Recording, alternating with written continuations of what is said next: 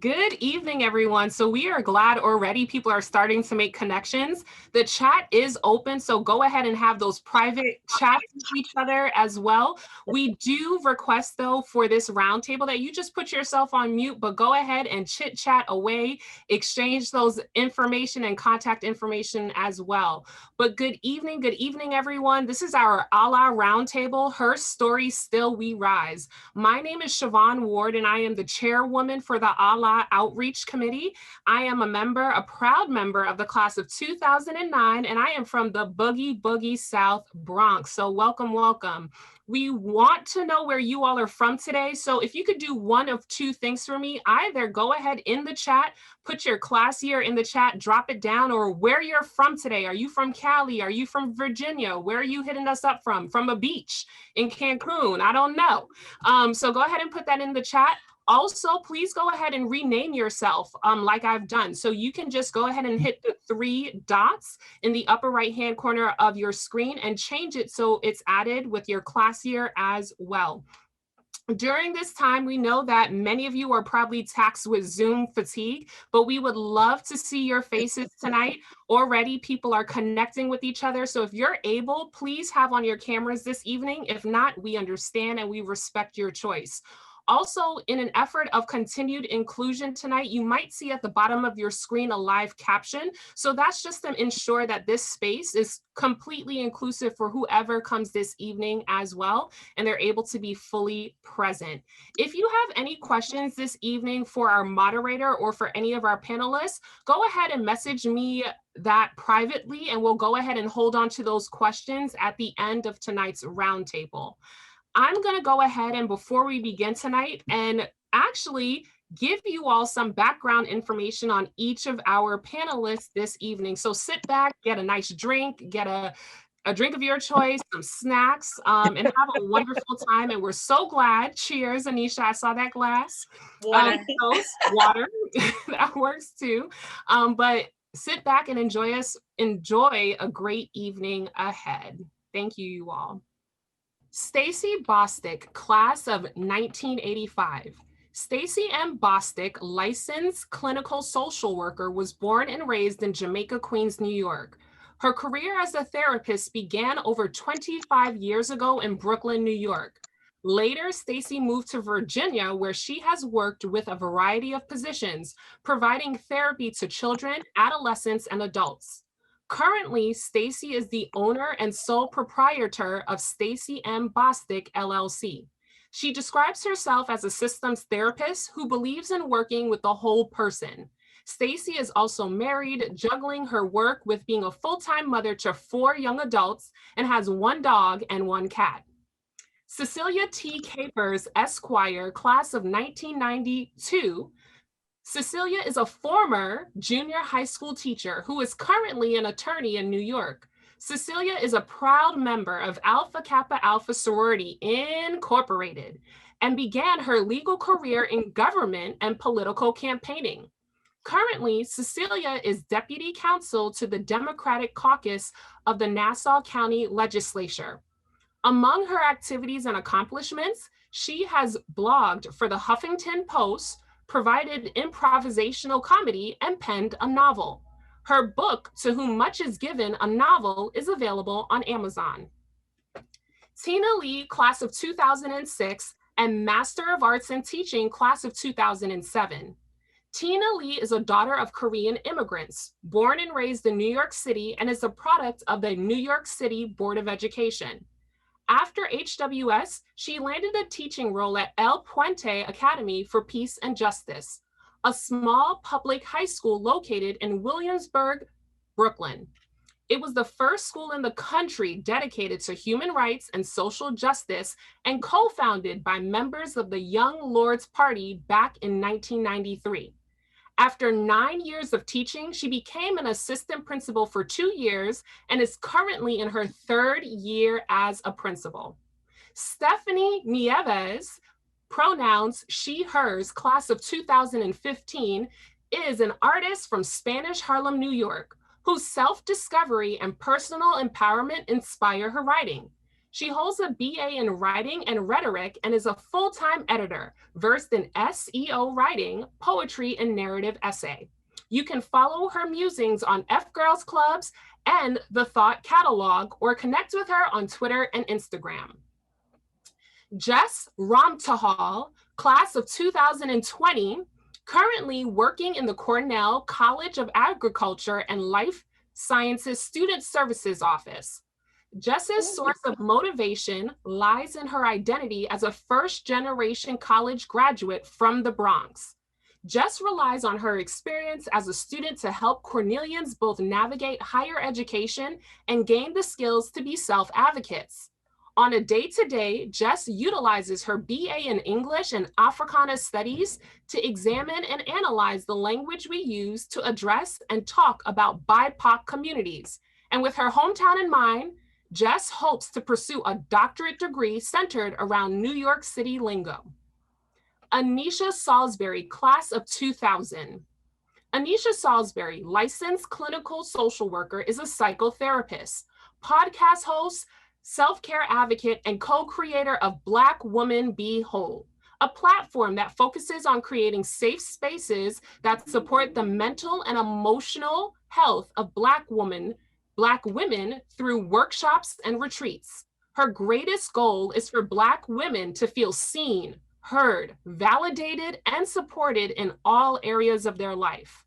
Ednesha can be found on Instagram at Black Woman Be Whole and on the Black Woman Be Whole podcast, as well as the Be Real podcast.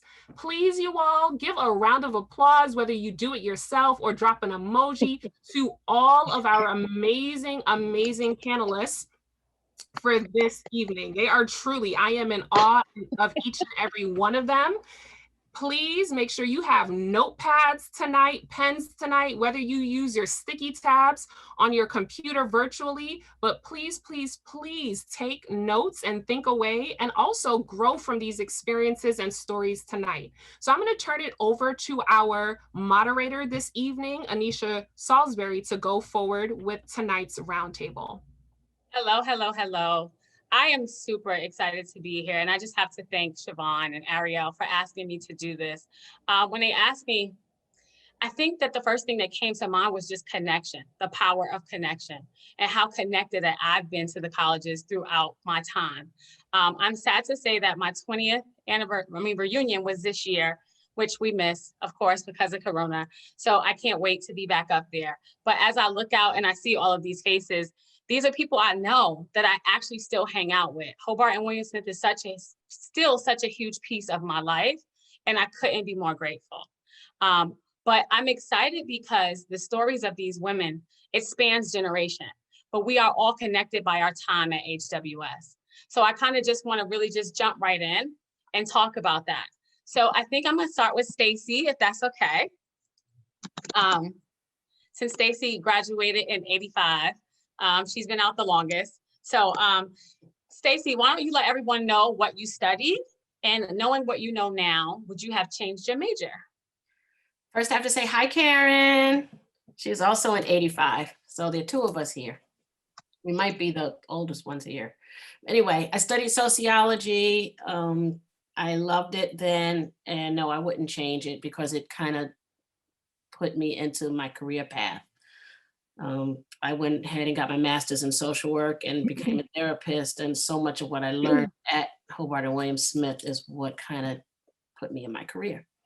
So no, I wouldn't change anything as far as my major. I love that. I am a fellow sociology major. And also a licensed clinical social worker. So the two of us took the exact same path.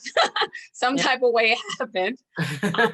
But I did learn about people and cultures and people in their environments and how important that was to their mental and emotional health, right? And so going into therapy just seemed like, you know, just the right way to go.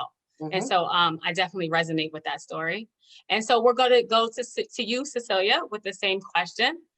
What did you study? And knowing what you know now, would you have changed anything? I don't know if anyone can. Oh, okay, yeah, I am. You can't see me. Okay, I was an English major with a concentration in theater and film. I started as a bio major, like I like to joke with people is everyone goes into law that flunked out of the bio program. So after law school, I had an opportunity to go to film school, worked doing some not-for-profit theater management stuff, ended up teaching in Fort Apache for a year and then out in Amityville here in Long Island. Ended up saying, I want to go to law school because it's a major you can turn into other things. And in my pursuit of saying that after I got my law degree, I had to give back, I ended up in government and politics, and it's been a crazy road ever since. And no, I wouldn't change a thing about my major. I'm loving it. I'm hearing from people that are really happy with the paths that they chose and the majors that they chose. Going to a liberal arts school, it could kind of be rough because I think that what you're taught is just, I don't know, like you just kind of taught how to learn and how to understand things a little bit more. So let me go to Tina, 06. What was your major and would you do anything different? First off, good night, everyone. I actually went into HWS thinking I was going to be a part of the engineering program. And luckily, my freshman year, there was an opportunity to try out for the education program. And my high school mentor, when I met up with her during winter break, just said, just try out for it. You never know. And luckily I did and got in and surely found out that engineering was not my passion. I probably shouldn't build anybody's bridge, and then I really felt like education was a path for me. And, here I am today. So I'm thankful that I had that guidance early on. Okay. And over to you, Stephanie. Same question. Hi, thank you everyone for showing up to this event, first of all. But I studied writing and rhetoric in college, and I would not change it at all because I'm a writer now. But when I first graduated, and I became a teacher. So for 3 years I was teaching because that's kind of what you could get. You're not going to land your dream job right away is one thing I learned. But I eventually changed careers into writing, which is my true passion, and I'm using it so flexibly now. So I wouldn't change it at all. I learned that it's a skill versus a subject, which you can also study in college, but I studied a skill, right? So I'm able to use it as flexibly as I want to, and I love that. So writing and rhetoric, did you have Professor Robertson? Was she still there? I did not know, but I had Professor Risto, Professor Werner, if you know those names. No, but Professor Robertson, she was like in charge of the writing and rhetoric program, and she was amazing. So I was just wondering, yeah. Oh yes, I know. So it's interesting because we have 3 teachers, well, former teachers, right? So Stephanie was a teacher, Cecilia, as well as Tina. So I'm definitely interested to hear more about that a little bit later, how you guys decided to kind of switch paths a little bit. And so Jess, we want to hear from you since you just graduated in May, in the year of COVID. What was your major and would you have changed anything? Great. Hi, everyone. So yeah, my name is Jess, and I was a double major in English and Africana Studies. I would not change it. I loved books. Like I've loved books since I was a kid. And being a first gen student, I didn't know a lot of things going into college, but I knew I wanted to be an English major. So I actually declared my English major my very first semester. And unlike my English major, I didn't declare Africana Studies until my junior year. And looking at like what I want to do now, I feel like having both majors is really like it lies root at like why I want to study what I want to study and why I like carry my hometown with me is because a lot of Africana Studies and a lot of the interest I found within it was exploring my own identity. So, and then you have words, so you can like talk about it and you can write about it, which I just love. So yeah, I wouldn't change it for the world. So actually Sharon Cheek says, Jess, you and her have the same double majors. So look at that. There's a lot of connection going on the Zoom call tonight. So Jess, I'm gonna come back to you since you are the most recent graduate. What is a piece of practical advice would you give someone starting in the workforce? And was there any resources that have helped you thus far? Right. So, well, before entering a workforce, I started doing something that's like interview prep sheets. I'm like a very anxious person. So sometimes people would ask me things in an interview and I would just blank out. And we cannot have that. So I started doing interview sheets, prep sheets, where I would write the position, the job description, a little of the history of like the company I was going for. And something that really helped with this was commonly asked questions and my replies to it. I think that really helps if you do blank out in those scenarios, like you have something tangible to look at. And also, by having the job description in the same document, you can always relate what your answers back to the job description. So to your employers, like everything you're saying is well-rounded and connecting back to what they want it to connect to. So I would highly suggest doing interview prep sheets. And since I just graduated, I am definitely the youngest one in my office. Okay, what's that like? So before starting at Cornell, it was like, I worked at a nonprofit, and it was really clear that because I was younger, I didn't have as much experiences. So like my input wasn't as valuable, but now I work with undergrad students all the time. So I feel like now going into the workforce, things like being young, you should like look for ways that you can connect that to your position and the job you're applying for. Like use it to your advantage. Like for me, being young, I can relate to these students, especially having my senior spring, like go completely remote. I can relate, like I understand. Like they're not just telling another person, like you don't understand. So use the things that might not stand out to distinguish yourself. Does that make sense? Okay. So I love that answer because I think at one point being young was always seen as a negative, but you definitely reframed that and let us know that for you, what you're doing right now, it's definitely a positive. Cecilia, what is a piece of practical advice that you can give someone starting in the workforce? And that has there been any resources that has helped your continued growth thus far? Ooh, wow, there's a lot to that. So I want to try to be brief because I know this is a long evening. When I came out, I think the best thing to do when you're fresh into this is be curious, ask a lot of questions, listen a lot, and try to find people who, because I like to tell young people, not everybody's willing to see you become successful. And for young people, that's kind of hard, like smack in the face, like, wow, what do you mean? Well, cold hard world, don't let the doorknob, hit you on your way out. But some people just are that way. But you have to find people who are willing and cordial. And when they see that you're serious and that you're passionate about what you're interested in, they will open up. So seek out people who have a giving heart and are not looking for anything in return. Also,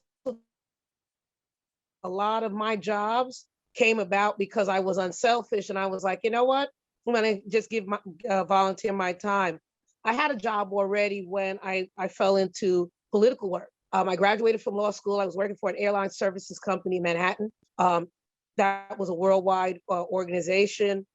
And I said, I'm giving back to my community. And I ended up volunteering for one of the congressional campaigns for one of the candidates who was a gun control advocate out here in Long Island, Carolyn McCarthy.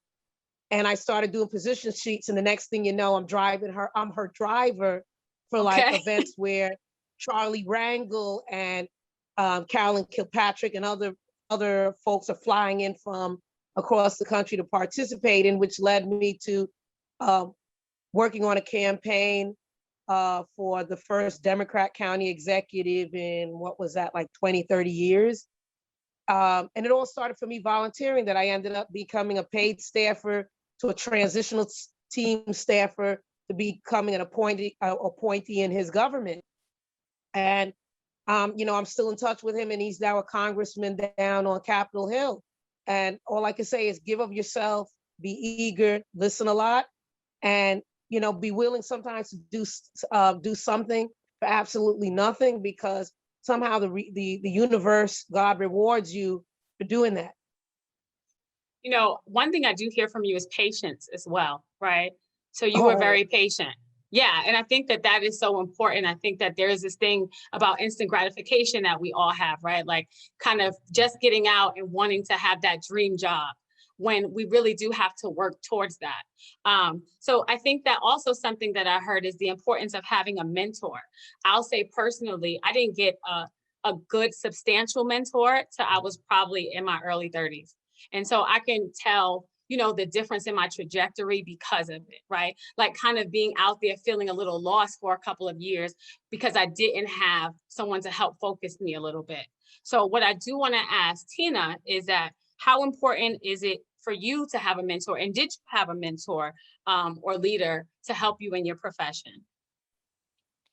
I think it's extremely important. Luckily, I did have mentors like directly help me out and give me advice. And even those that like kind of indirectly just gave me that nudge, just like my high school mentor who told me, hey, just try out for that program. But I think it's extremely important for a mentor to not only help you in your professional field, but I think a great mentor really looks out for your well-being. And so it's not just, oh, reach for the top and you can do it, but it's like, are you taking care of yourself along the way? Mm-hmm. Is this what is true to you and what you want to do? And I think that was something I really appreciated and really took heed, because it wasn't just great advice.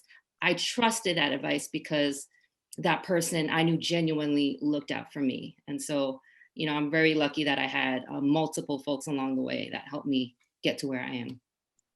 I think it's so important that we talk about that. And Stephanie, how important has it been for you to have a mentor? And have you mentored someone? Ooh, nice twist. So I think it's incredibly important, and I think we're all lucky to have gone to HWS because we have inherent mentors and they are our professors. I know to this day, I still reach out to a lot of my professors because you have to think about it like, who's going to write that letter of recommendation for you? Well, who's graduate school or whatever, huh? Yes. And it's like, well, maybe the person who taught my first year seminar, who also saw me complete that capstone my fourth year, who also knew that I was a teacher first and then became a writer. It's like, you've seen everything. You've seen who I could be. And like, now you can see who I want to be and you can help me with that. So really, it's like, we already have mentors inherently. And I would say I've mentored someone. I'm maybe not officially like a mentor, but a mentor is someone who gives you advice. Like you can do an informational interview and get mentored through someone giving you advice. And so I've done that a lot. Like even this, like I'm very open about, okay, this is how I learned it. Like what worked for you? And like I'm getting mentored through this experience now. So thinking of it more like the verb and less of the noun, like we have mentors everywhere. I love that answer. So Staci, I want to go to you. Maybe what are some steps to build that type of relationship with someone? So yes, important to have a mentor, and really to do it is just to make your connections. If you don't have a mentor, there's always somebody in my case, I have 4 children. So there's always somebody in my network who can be a mentor to them. And it's about putting them in their space and helping making those connections. The way I do it is through supervision for social workers. I find that when I do a supervision, the process is 2 years to help them get their license. So that's a mentoring time. It's not just a supervision time. I feel like it's my responsibility to start with them when they graduate from graduate school and see them all the way through licensure. So not just the weekly supervision, but also helping them prepare for the exam. It's a big exam.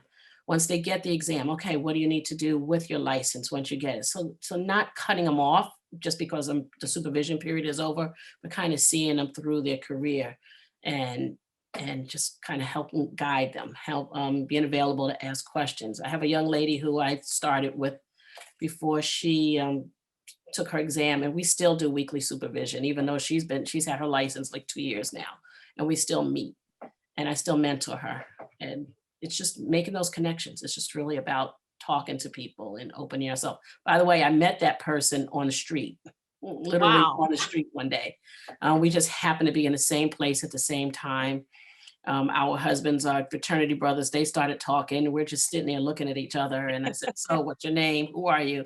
She said, and she told me, and like, it began at that point, just a conversation, a simple conversation on the street. So I think that takes us back to connection again, right? Just not being afraid to connect with people.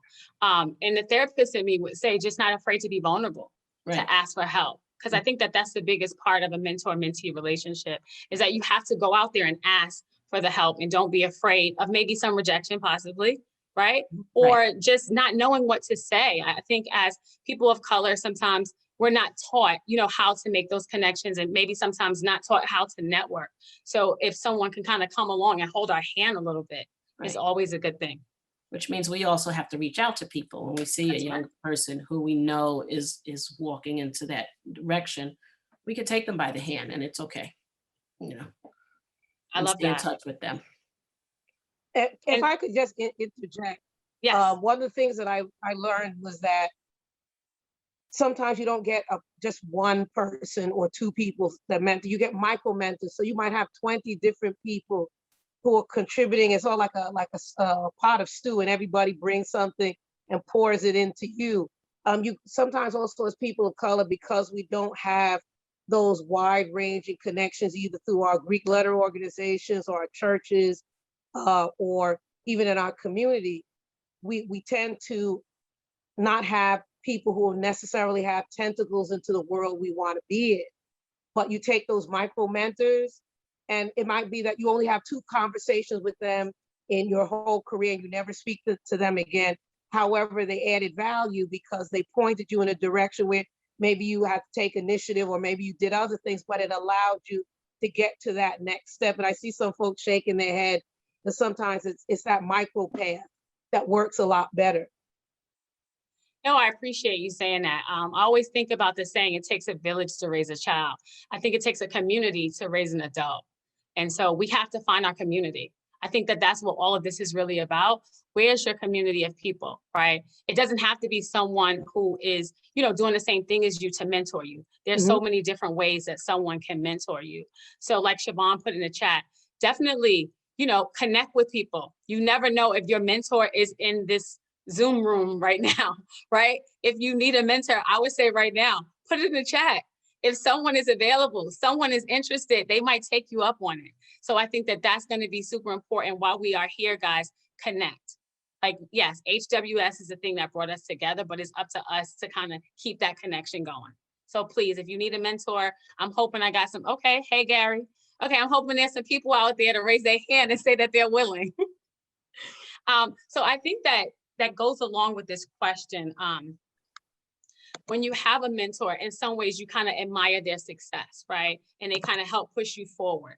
So one of the questions is, how do you admire someone else's success without doubting your own self-worth?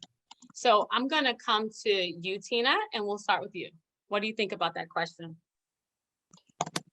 I believe everything happens for a reason. That's really like my life mantra. And so I feel like what's right for me and when it's right for me is what's meant to be. And I also just kind of go back to what drives me, in the personal and also professional life, because the values is really what's going to steer you. And so if somebody else, got something, like you said, some recognition, or maybe they got a position or a title before me, I have to, you know what, that's okay, because I know my time is coming. And so I just kind of go back on that, because that's not going to help me to just question, like, why wasn't it me? It's like, okay, it's gonna be me. And so I just kind of focus on that, and then something will come my way. I love that kind of believing in yourself and knowing that your time will come. Cecilia, I saw that you put something in the chat. Do you want to add something?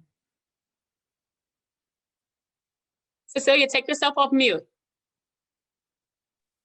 Not sure how, can you hear me now? Yes, we can. Not sure how that happened, but it did.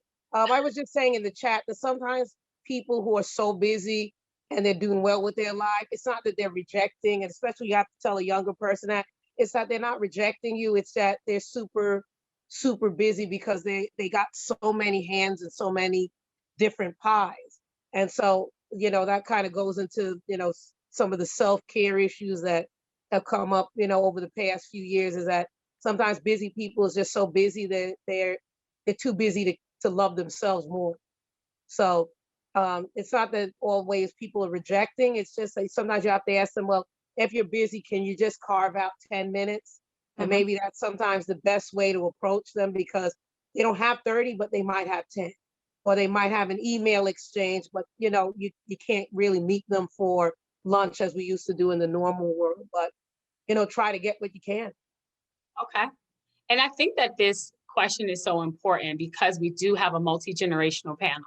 So I want to make sure I ask everyone on the panel this question. So Stephanie, I'll come to you. How do you admire someone else's success without doubting your self-worth? So I actually tie a lot of my self-worth to my writing because I'm the only one who can say what I have to say the way I can say it. I love that. That's been so helpful because someone else can say it really, really well, but I'm aligned with me and who I am and how I said it and how I felt it. So I feel like constantly realigning myself with really who I am and what my goals are for myself helps me make sure I'm being my best. And then if I'm being my best, I can't, like, I want you to be your best. Like, it's easier for me to accept that someone else can be who they are without feeling intimidated by it. But I will say I've been in situations where I haven't been as confident in who I am. And then I do get derailed and I am looking at what's going on with other people, but it's because I don't have anything to focus on for myself. So it's that focus that helps. I love that. And I think that this is so important for us to talk about that, because I think that as women of color, sometimes it's only one of us, right? In certain, in certain, like at the office, like it only can be one.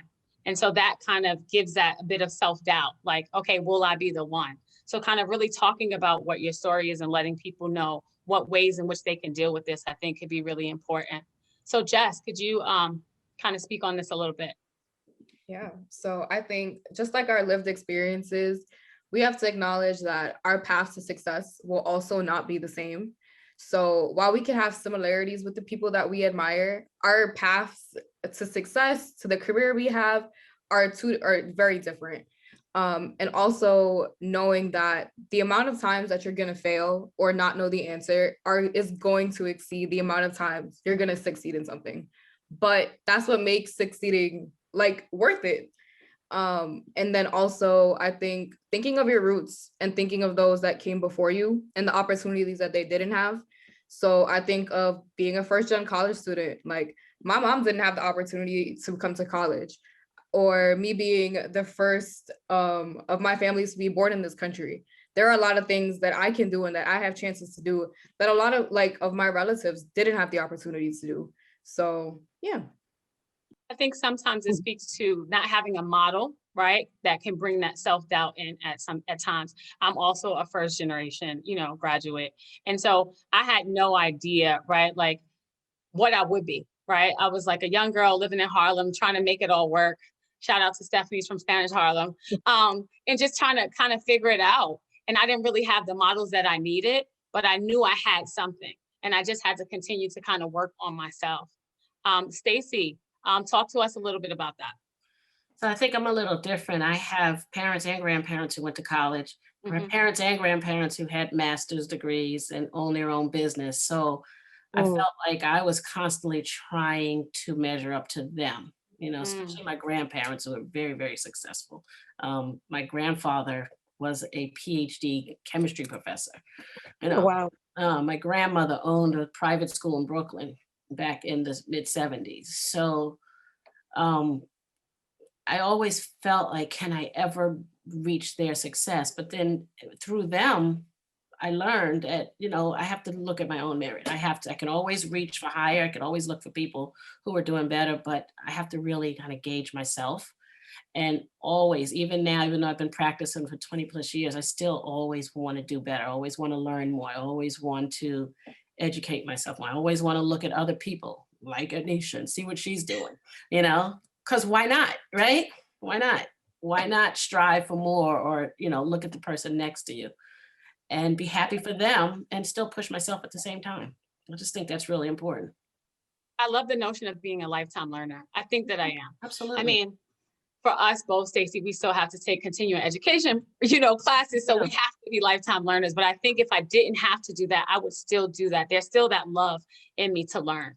And I think if we can have that, that will help combat the self-doubt, definitely. And there's always something new to learn. If we don't know everything, and we have to understand that no matter how long we've been doing this thing, there's always something new, always. And it's, you put yourself out there and you learn. You definitely do. Let's just start by saying that we've had a rough year, Okay.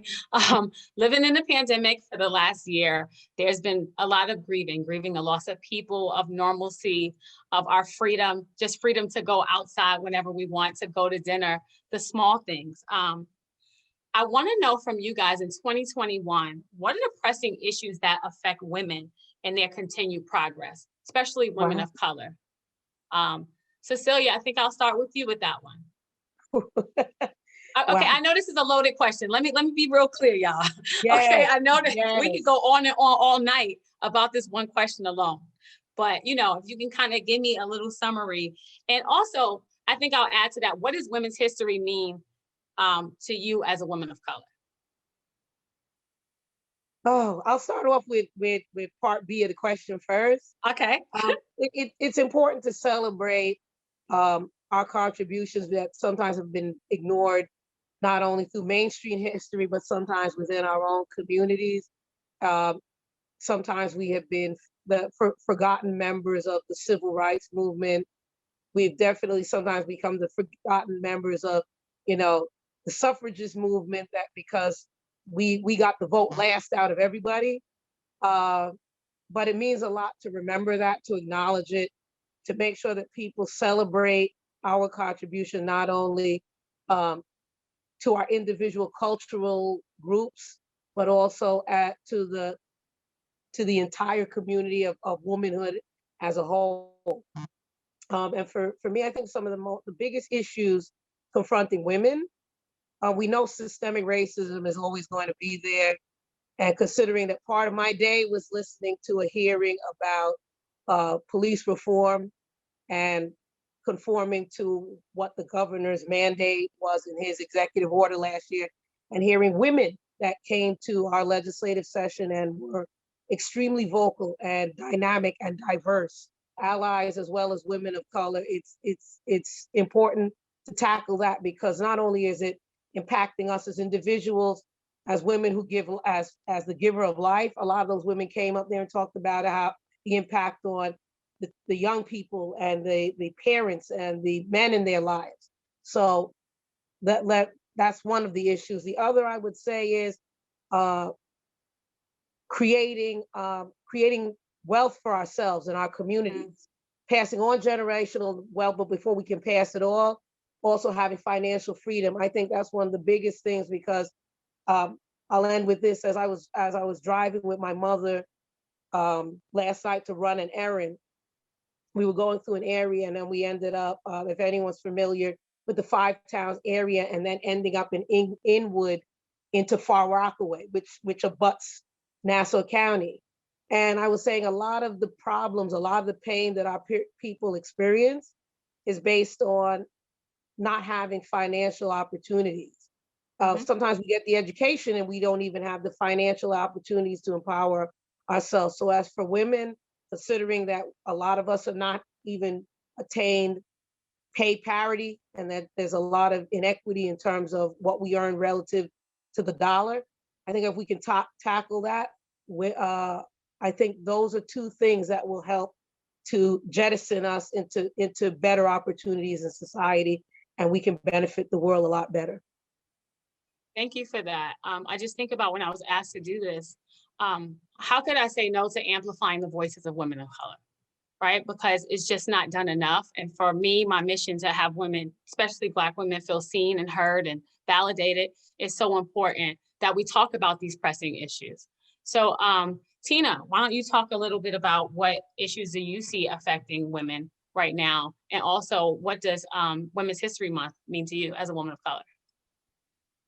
Ooh, we had these questions in advance and it's still hard, but I would say, I think this kind of ongoing narrative that you got to do it by yourself, really needs to stop. Like, I would not be here without those before me, women and male, but especially women. And so I think that it's not a rat race. Like, we can all succeed. We can all celebrate each other. I think is really something that I value, and I, try to kind of hold true to as best as I can, to celebrate others and those around me. In terms of women's history, I think just kind of tied to that, I think that none of us are stronger than all of us. And so we really just have to really help each other out within our own groups among each other. I mean, even with what's going on today, and, I see like Stop Asian Hate. And of course, I do want that to stop. But, on the flip side, I'm more like, let's just stop white supremacy and racism, So. Come on, Tina. So, yeah.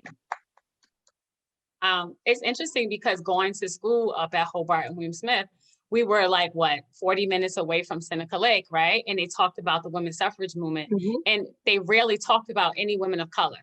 And I remember that. And it was never something that I talked about or anyone else talked about. And that is hurtful, how we are often left out, right? So Stephanie, can you speak to how do we rise above, or how do we rise above the inequities, especially the inequities that exist in your industry right now as a writer? Great question. I think the first thing I want to recognize is probably a shared experience of all of us, but I've often been the only woman of color in my classroom. It is not new, it is practiced at this point. And so it is no surprise to me that even in the workforce, I am often the only woman of color. I recognize not only the only woman of color, but the only Puerto Rican woman. So I can't speak to all Black women. I can't speak, to other types of women. And I think, I've just stayed true to myself because there's a lot of pressure. I don't want to put the pressure on me of being the token anything. Like, it's hard enough to be your authentic self at work. And so that's what I try to work toward. But I do definitely recognize the inequities across the board. And it's something that is not new, like, at all. Yeah, no. Thank you for mentioning that, because I think that, again, the many ways that we are connected, a lot of us have been the only person of color in a classroom. And for some of us who have gone on to go to law school and graduate school, it's been the same thing over and over again. And how do you, and whenever you're looked at to speak for your entire race, your ethnicity, it's like, how do I do that? That is not like, possible. which part do I lean into? Am I a daughter, a Puerto Rican woman? Like, which identity? Right. And we have so many identities. We play so many roles, right? How do you lean into that? So Jess, talk to me about, what does Women History Month mean to you as a woman of color? So being both an Asian and a Caribbean woman, being a woman of color for me means breaking traditional stereotypes of who I'm supposed to be. I feel like, especially being Indo-Caribbean, there's definitely a mold of what a woman should be. And it often does not go further than being a mother or a daughter to somebody or being a sister. Like, those are quite often all women are expected to be. And kind of like what Stephanie said, I definitely spent so much time being the only woman of color in spaces, and the ones that have, like, I'm the only one of my identity within those settings. So looking at where I work now, I feel like I don't want to be that token person, but I do use my identity to rise above inequity. I know that one thing in higher ed is, they want to hire staff of color, but it's like, do they have resources for these staff? Do they have networks for these staff members when something happens that their white coworkers and counterparts can't understand? So, like, right now, I make it known that I am the only woman of color in this space. I won't be tokenized, but I'll make sure that I can be a voice for those that aren't in this setting. Because we're much more than numbers. I feel like so many places that want diversity, equity, and inclusion are just numbers, and we are so much more than numbers. I thank you for that. And as a Black therapist, I realize that we only make up about 5% of all therapists. But what I did realize is after this year, I noticed a lot more like group practices having Black therapists, but they'll have like one, right? And you'll be that kind of only one, just to kind of fit that quota. And it feels just kind of very unfair when that happens, because you don't feel valued. You just kind of in some ways don't feel valued. So Staci, talk to us about maybe some pressing issues that, affect women and their continued progress from your point of view. You're on mute, Staci. Can you hear me now? Yep. Okay.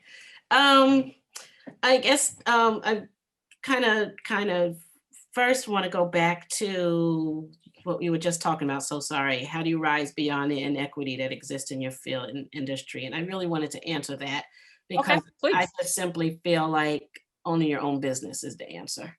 You know, I got tired of being the only one, and, you know, the racism that you encounter in the workplace, and you're not being valued, and you're putting more hours in and asking permission to buy an airplane ticket, all these things.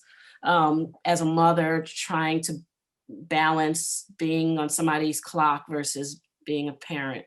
And the answer for me personally was own your own business. Just, you know, to me, that was the that's the answer to that question. And I love owning my business, managing my own time, being where I want to be when I want to be there, making as much money or not as much money as I want to make. You know, I just think that that's an important decision that we all should consider.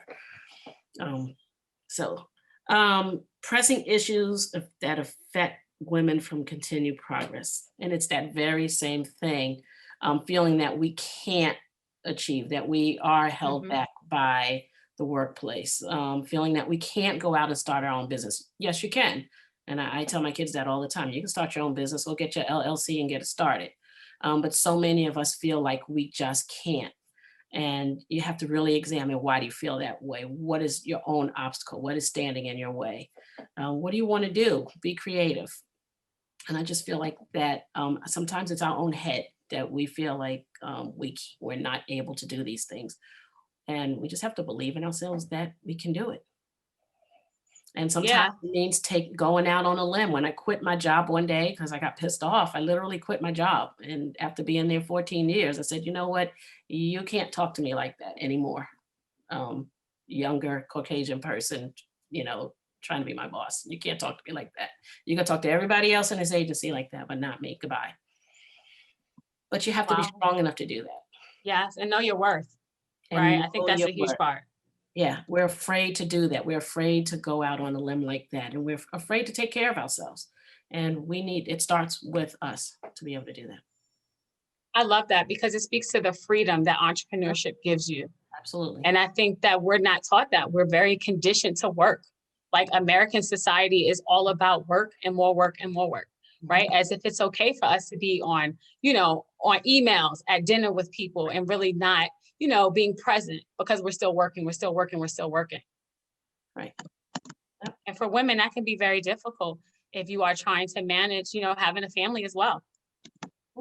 But sometimes you just have to take the step out and have faith in yourself that you can do it. Definitely.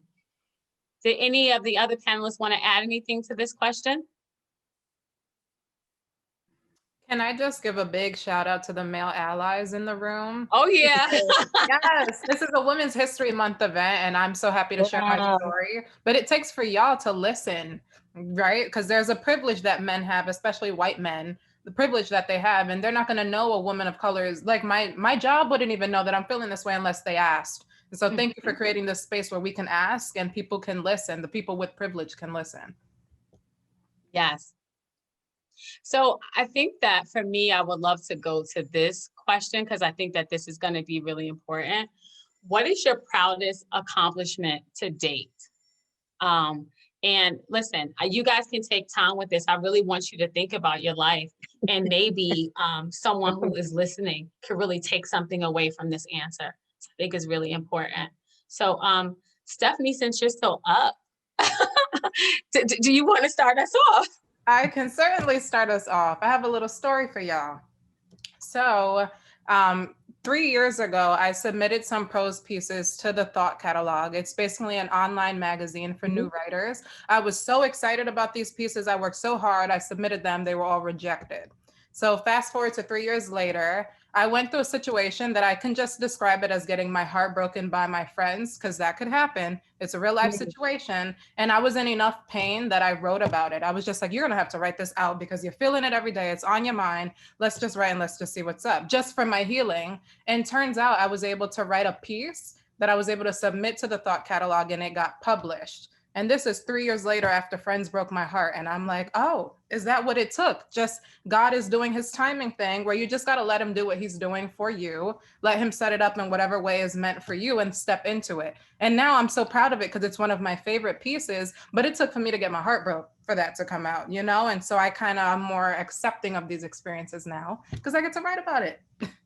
You never know where your motivation is going to come from, right? Never. How deep you need to feel something to translate it. And there we go. Bingo. Look at that. Spoken from a writer. So we'll go to you, Tina.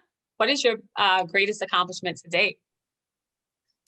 Honestly, it would have to be, although we're still in it, is really getting through a year of a pandemic, helping to kind of co-lead a school community. And, I did that and I will continue to do that, really holding true to my values and not losing my humanity, really. So I'll just wow. That's massive. Thank you for that. Because we haven't really talked much about what it's been like living in a pandemic, and not just living in it, but you leading a school through all of the ups and downs of we're going back to school, we're not, virtual teaching, all of kind of the stress that has been put on the children and also the staff. So thank you for that. And I'm pretty sure that your school thanks you as well, but thank you. So Jess, as the youngest person on the panel, what is your greatest accomplishment to date? So I think it's been 4 or 5 years, but I self-published my own chapbook, which is a collection of poems. Whoop, whoop. Yes. It's crazy. I can't believe I did that. And so it's centered around a lot of trauma, and quite often trauma that a lot of women experience throughout their lives or through their loved ones. But a lot of these topics are seen as too sensitive or too taboo to talk about. So although my chapbook is like my own personal story of healing, I think it opens up conversations for communal healing. And I think it shows that women don't have to repress parts of them that aren't pretty and polished to be themselves, to be valued, to be heard. And I think it's always a reminder that odds stacked against me, I'm still here, I'm still showing up every day. And yeah, like I'm still doing it. So yeah. You are amazing, Jess. I love that. Yay. I mean, for you to go out and kind of publish something and say, listen, I have a story to tell. I want to touch people's lives and I'm going to do it. And so where can we find the book? So it's on Amazon. It's called Daffodils in the Garden. I can put the title in the chat. Please. Cecilia called you an old soul, Jess. High key, I am. I'm like 900 years old. It's crazy. I love it. It's ironic that I'm the youngest in so many settings. It's like, but I'm really not though. Oh, I can see it. I think we all can see it. I think that they really did a good job when they chose the women for this panel. So Cecilia, why don't we go over to you and your biggest accomplishment to date? Oh, wow. I wish I could yield the mic to someone else on the floor, because I don't want to waste the time, because I don't know where to begin. This is a hard one. You like giving these real heavy duty questions. You got these Oprah Winfrey questions where people have to go like, can we turn up the camera? We want you to dig deep. We want you to dig deep, Cecilia. But don't go too long, but dig deep. But yeah, maybe the quick answer is staying sane, staying healthy, being productive, because in this world, it can be very frustrating as a woman, as an empath, as a person who wants to give, because you have, especially like a person like me who has a creative side. I'm left brain, right brain, and a Virgo body. So that's like you tend to be a little like, woo-hoo, but because you can do both. So lawyer and creative, yeah, I think it's being able to give, not be selfish. Sometimes it has been difficult because I've worked in places where I've been only one of not that many. And it can be isolating, and it can be lonely, because I've done the big firm life of working in a 200 attorney office, and I'm only one of 10 in the entire situation.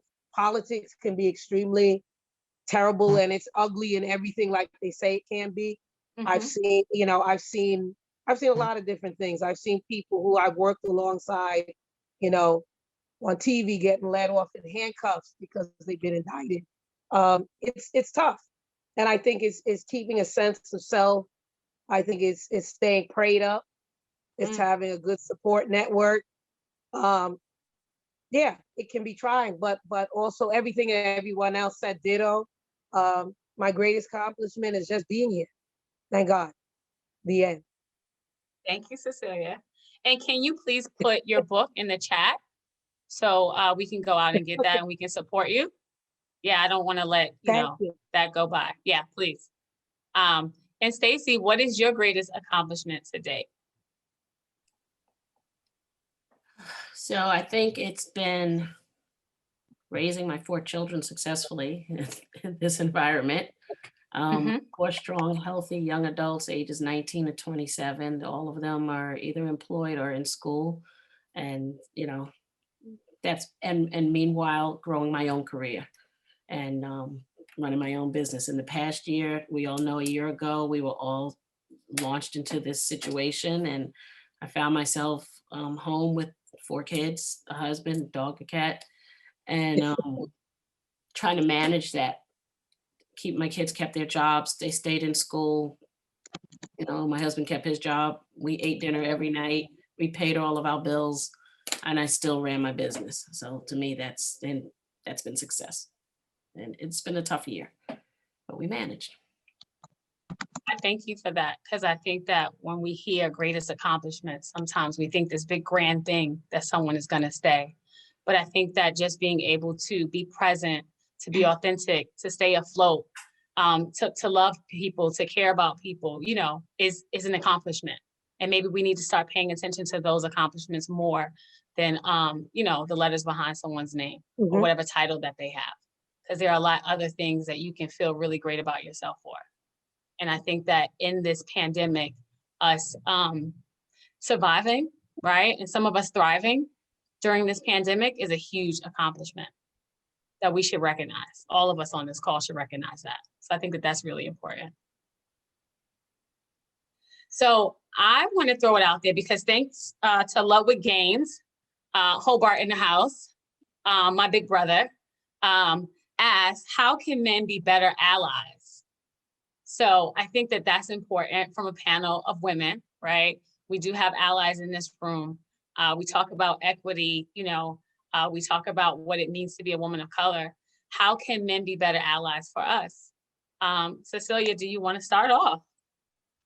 Oh, wow. Well, one of the biggest things that as I got older, I realized I have a lot of great female friends, but I also have a lot of great male friends. And they've served tremendously.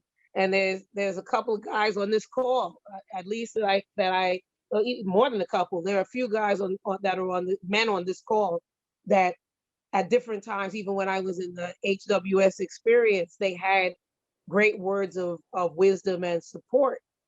I guess the best thing I could say is what women always say, which is that, you know, listen. Be great listeners and be willing to give honest answers.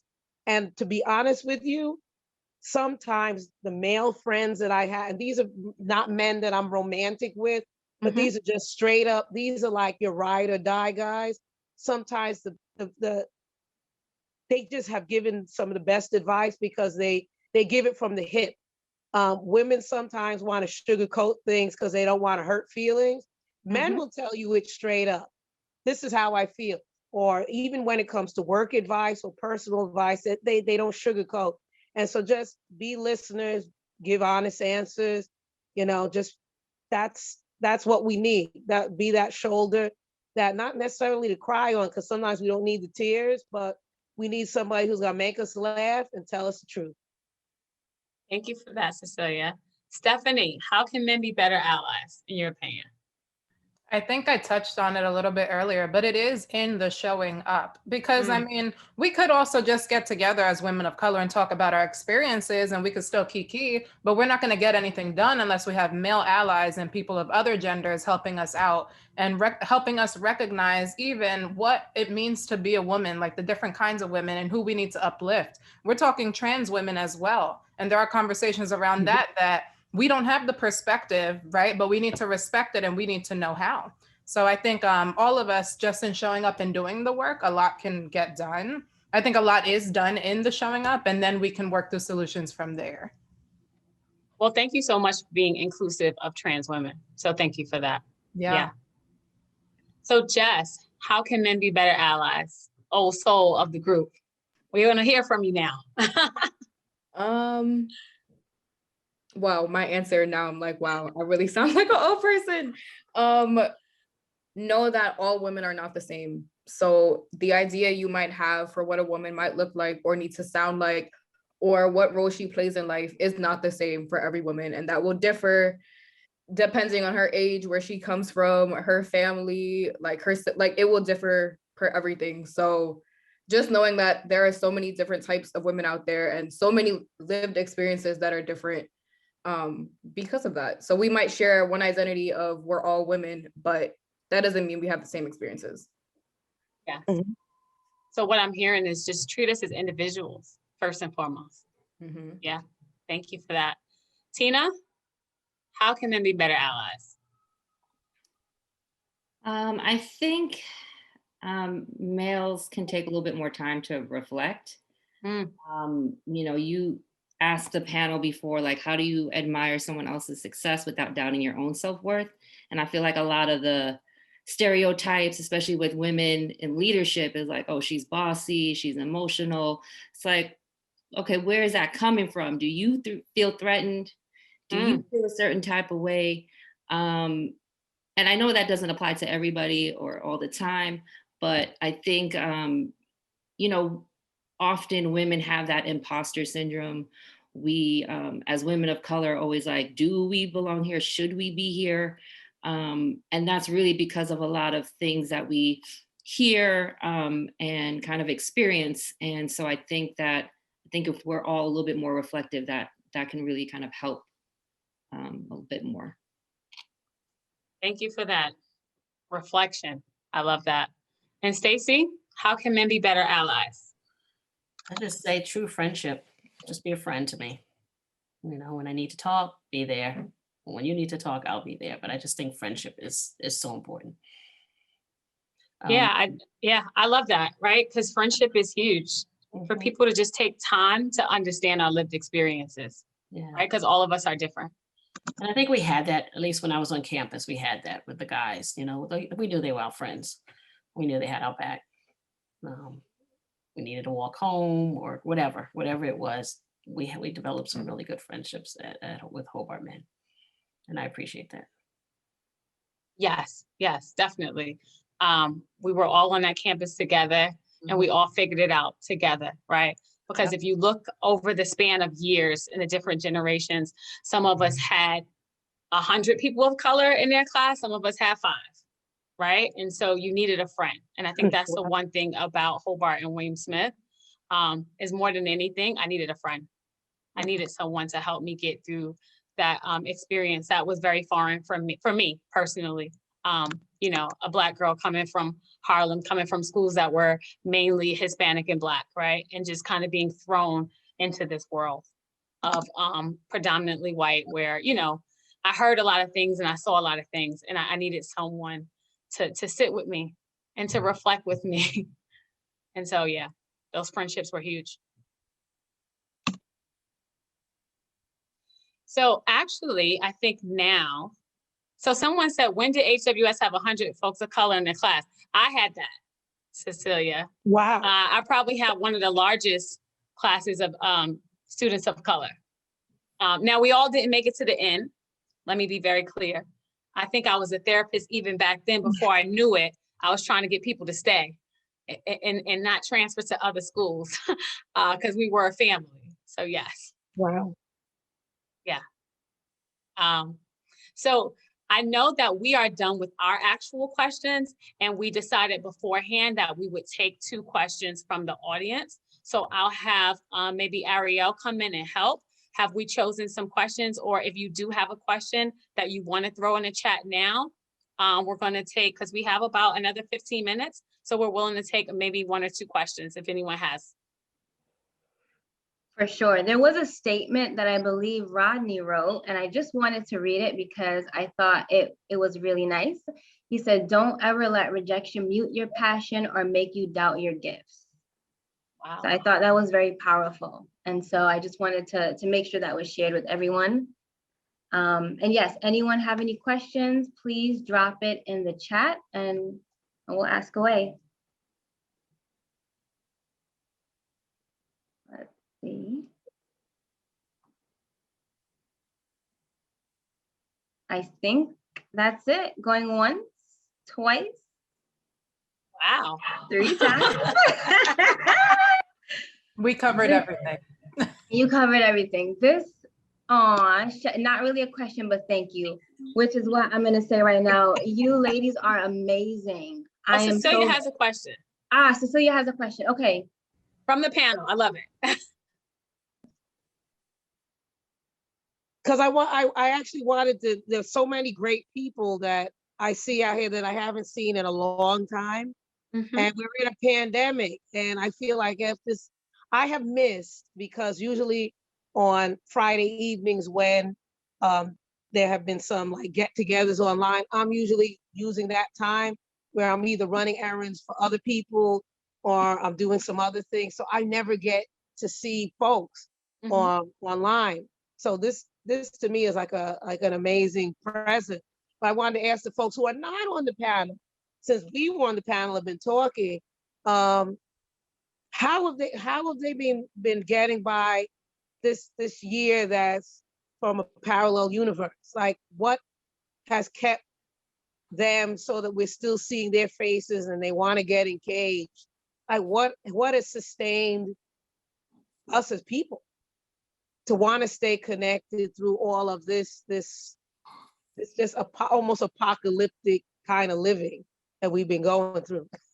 So Siobhan, should we just have people raise their hand and then you can go about unmuting them if someone wants to answer that? Because we do have about 15 more minutes.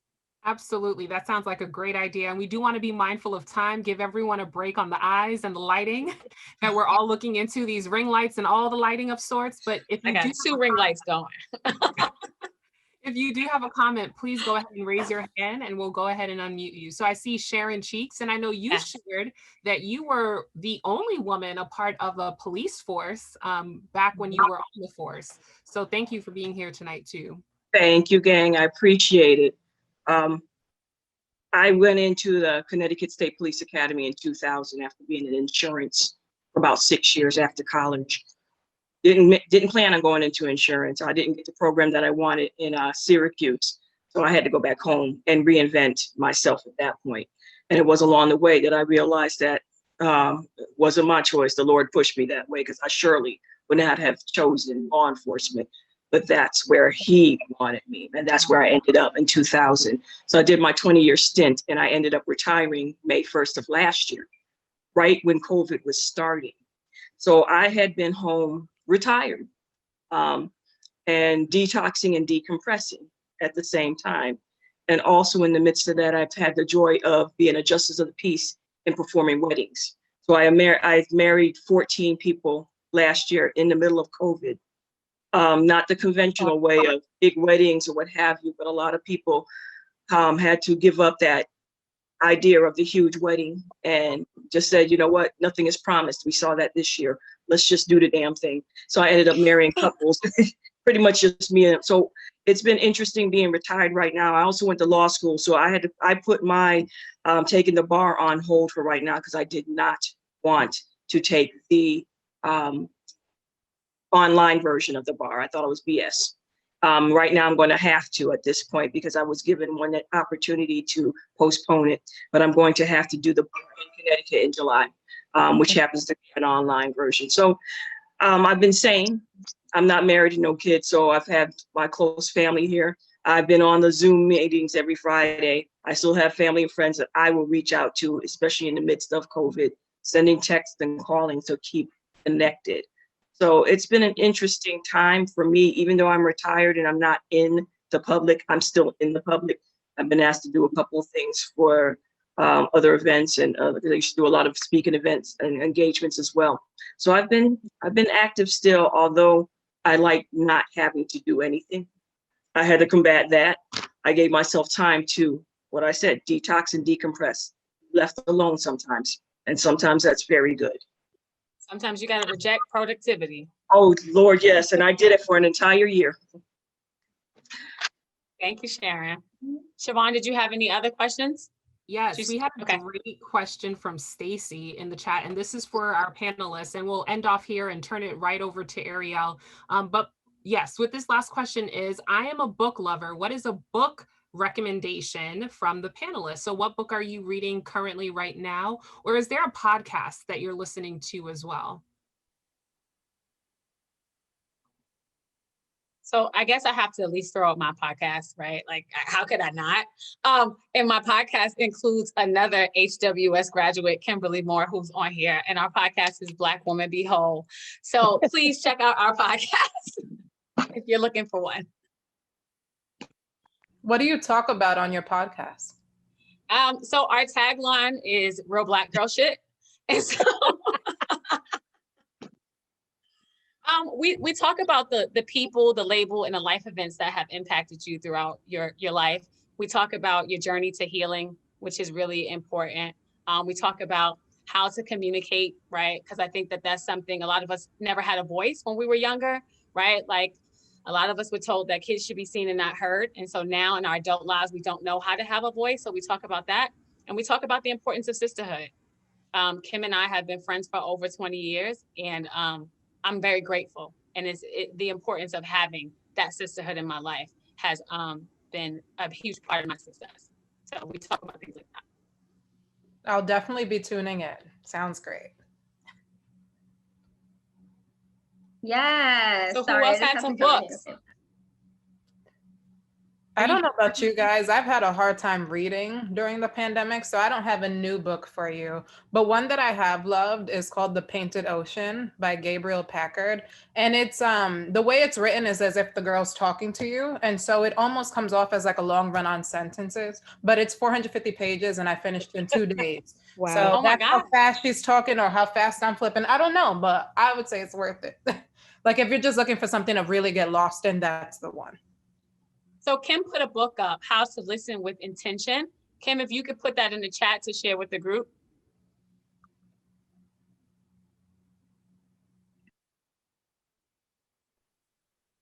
Any other book recommendations for folks? I have one.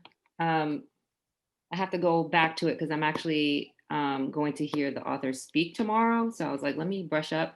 But it's this book, We Want to Do More Than Survive, Abolitionist Teaching and the Pursuit of Educational Freedom by Bettina Love.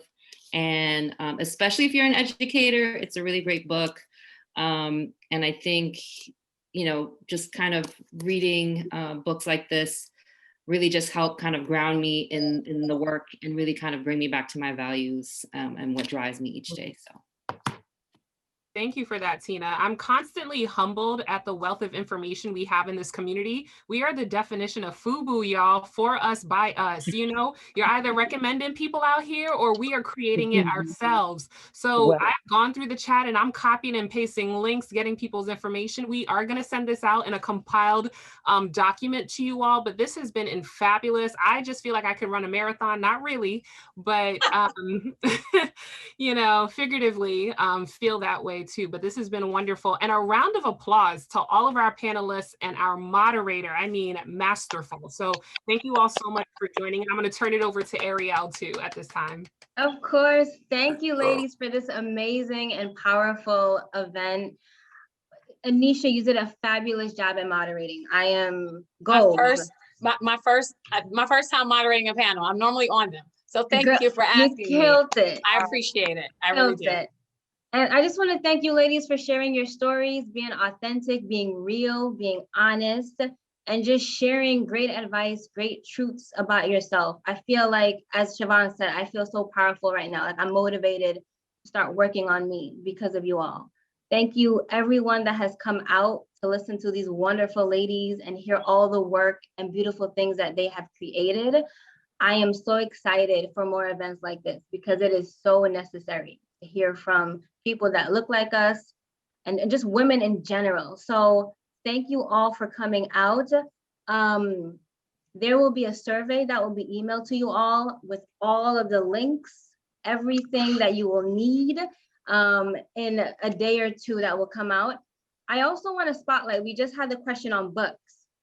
I want to spotlight Tamara Payne. She is having a book discussion this Thursday, March 25th, for her book, The Dead Are Arising, The Life of Malcolm X. So please, please definitely check that out on Thursday, March 25th. There are so many things I want to go over right now because I feel so great about this.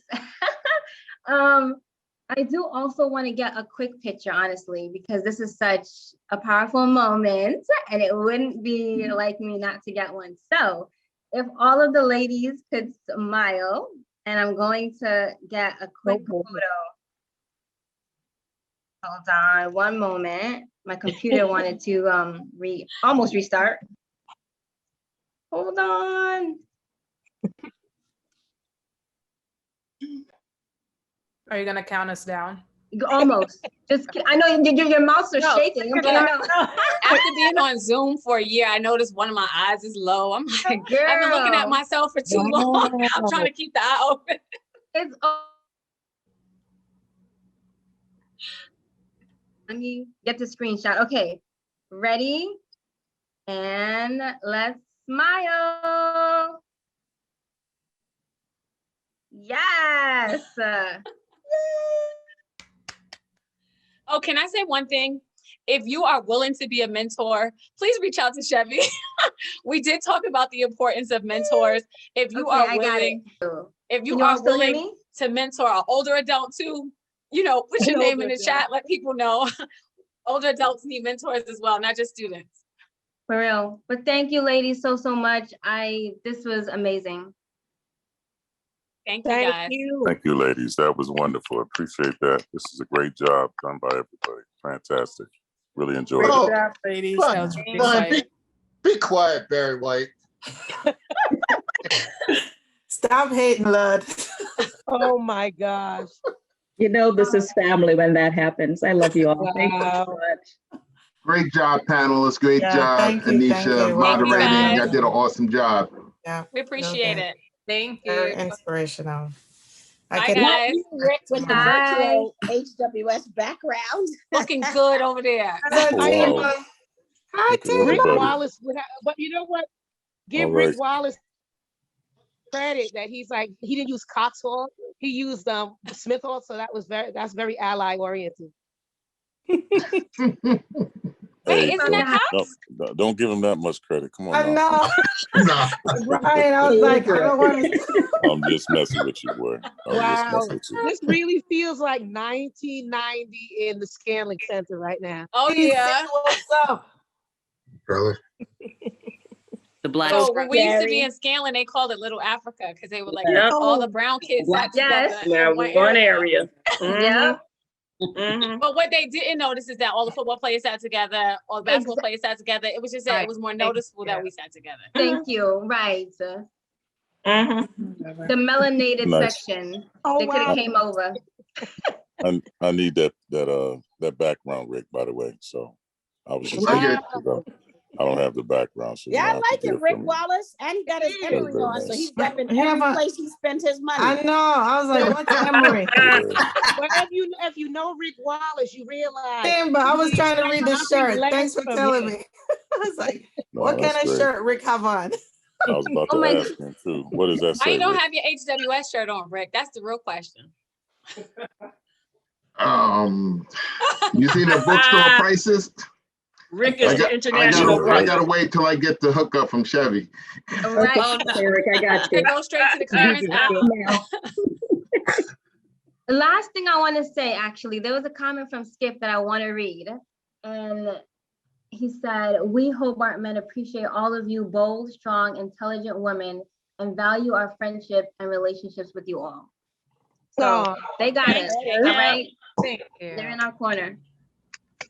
I just want to say, I always have my girls in my corner too. So yeah, I made some amazing friends, and this pandemic, I was able to really rekindle a lot of those friendships that I didn't even know I had. So wow, it's been pretty fantastic. So thank you all. HWS is my family. While we're making plugs, I know a lot of the people on the phone right now are already active in ALAA, but if anybody is on looking in, want to roll, we have several subcommittees. So if you want to find out any more information, put your name in the chat. We'll have somebody get in touch with you to give you an overview. yes, and pay your dues. We don't have dues, but you know, when they ask us to contribute, we need to start paying in. That's Yeah, coming. we're gonna start with Chamber. I'm Chamber's on gonna write the that first check. committee. I'm on that committee. I'm on that committee. We need you to write the first check. Chamber, you haven't changed one bit. Remember, there's been a lot of work in these past few weeks that tomorrow's going to be action packed.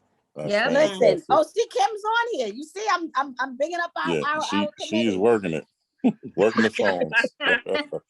It's great to meet Jess and Stephanie. You guys are fantastic as well. So thank you for coming. To have these free events. Tina, great job.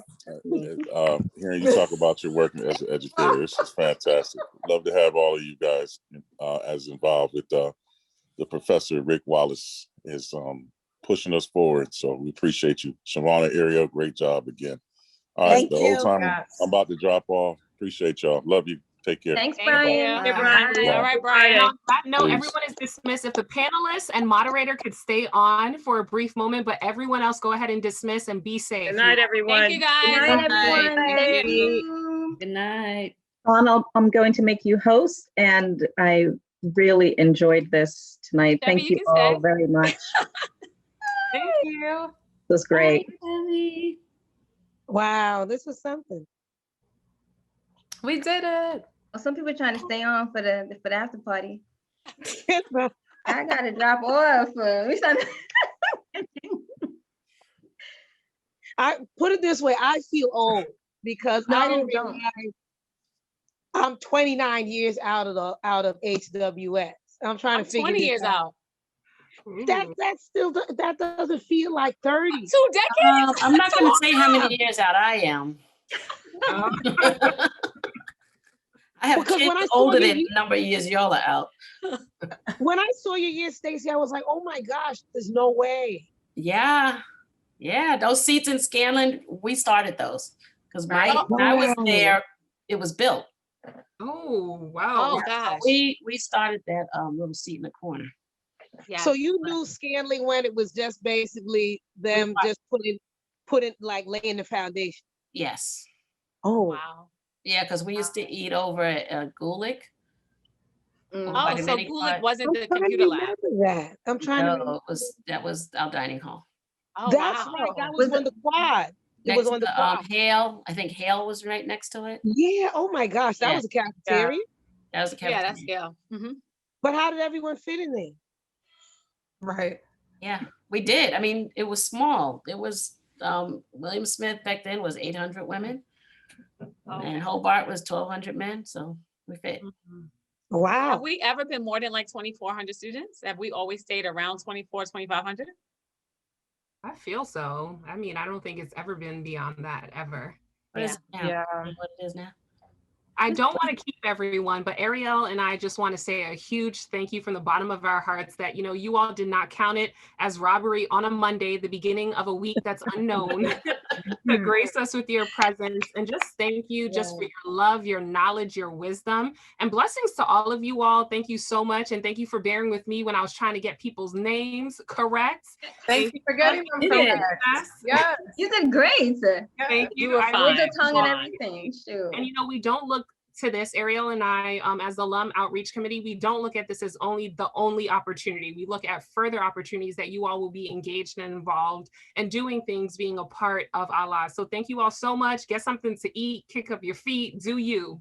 Well, let me say, I'm a part of the personal development subcommittee. And so if I need any help, I'm reaching out. I'm just letting y'all know. But right now, this year, we're focusing on mental health. We're focusing on kind of building your career and kind of financial literacy.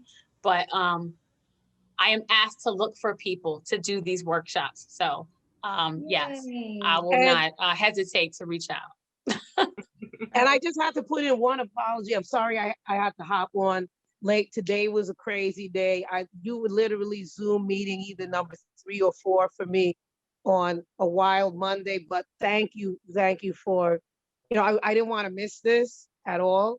And thank you, because I needed this at the end of a very stressful day, but this capped it off really nice. I enjoyed it. Thank you for being here, Cecilia. We appreciate it. We needed you. Everyone on this panel was needed. Right. Yeah. So thank you. Yes. And thank you guys for reaching out to me, because I'm like always nervous about these things, but this was exciting and fun. It felt so natural. And so this is just what I needed on a Monday too. Like, I'm gonna ride this energy. Isn't it good for the week to start? Like, you got to go. I'm like, I was talking on Monday, like people know who I am, watch my meeting tomorrow. How could you be nervous, Stephanie? You were like one of the coolest people. Like you like doing this, like, it's that anxiety. But also when you don't know where to look, it's a little bit easier, because I'm just like, you're just like speaking to the abyss. Wait, so you had your whole gallery view, did you? I did, but I narrowed it a little bit so you could only see like 8 people. Not everybody. Wonderful. Well, have a wonderful evening again, you all, and thank you so much. Well, I have emails. I just want to know I might reach out. I just want y'all to know. Reach out. Yes. We're on the email chain together. Wait, I will be reaching out too, because listen, we are each other's mentors. And as Ednesha said, it takes a community to raise an adult. Yes, so listen. Right. Absolutely. And if any of you ladies, because I would be, this is my last thing. If I have to say that, because I'm one of the ladies in my group for my job, she also is involved in an organization that fosters an environment to encourage women to run for public office or run for school boards. It's a fantastic organization, and it's for diverse women. It's for all women across any socioeconomic background. However, her target is also for first-generation women, or for women who are immigrant women, to get their voices involved in the dialogue. So please, we know what's going on right now in our communities, in our countries. We're at a tipping point. So please, if anybody who's interested in running for office, please also, shameless plug to her, please inbox me as well, so I can put you in contact with Kiana. Thank you, Cecilia. Thank you. Good resource. Thank you all. Have a wonderful evening, everyone. Bye. Good night, guys. Bye. Thank you. Bye.